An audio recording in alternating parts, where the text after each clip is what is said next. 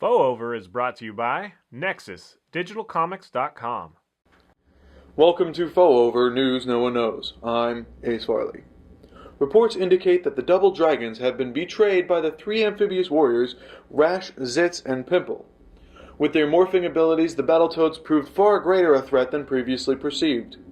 Billy and Jimmy Lee needed a third to balance the odds. Cue Marvel legend Stan Lee, who, with little persuasion, donned the destructive gi of the third lost dragon. With the three dragons together at last, the Battletoads stand little chance at victory, as Stan Lee's power comes from his abounding creativity and his humble aura. In related news, Marianne, longtime love interest of both Billy and Jimmy Lee, was seen being chased away by Stan Lee's wife, Joan.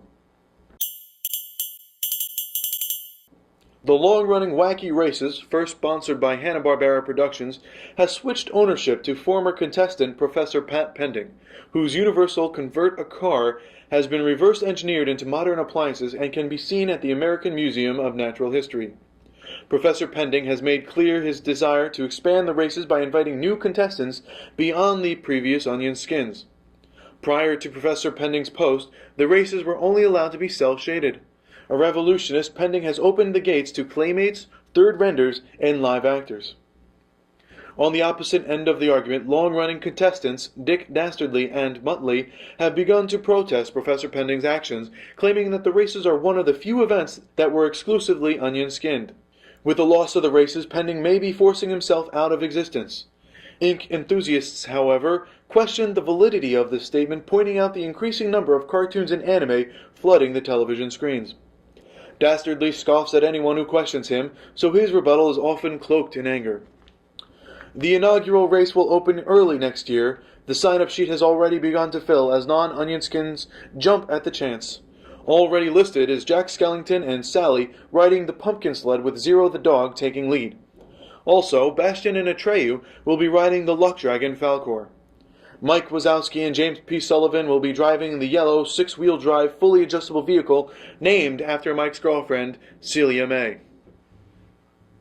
With an ever-increasing number of contestants, this race will separate new ground and more than the political implications.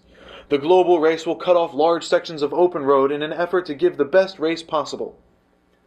Professor Pending has been working with the Autobots to build land bridges, a portal between 2 points, to unite the portions of road and create the largest race course ever conceived. In spite of their obvious abilities, however, the Autobots will refrain from the race, much to the disappointment of many of the faction's Cybertronians.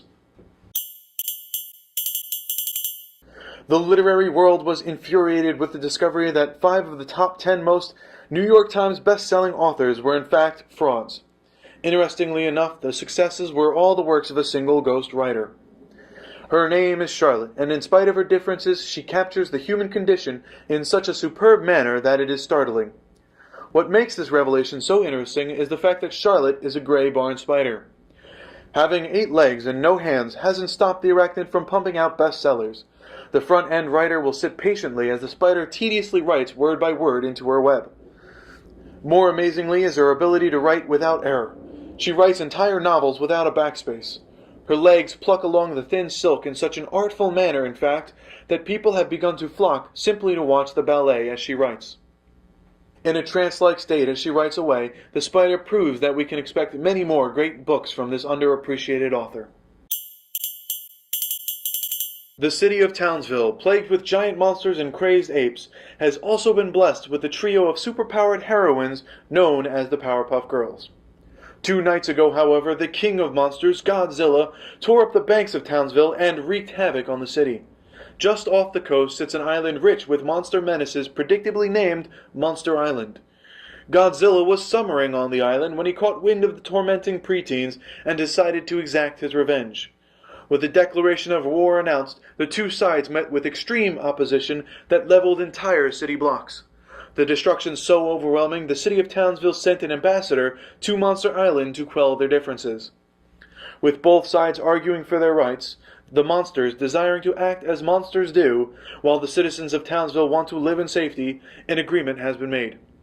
The monsters will schedule their attacks and be assigned designated havoc zones. In addition, Monster Island must lend their resources to the reconstruction.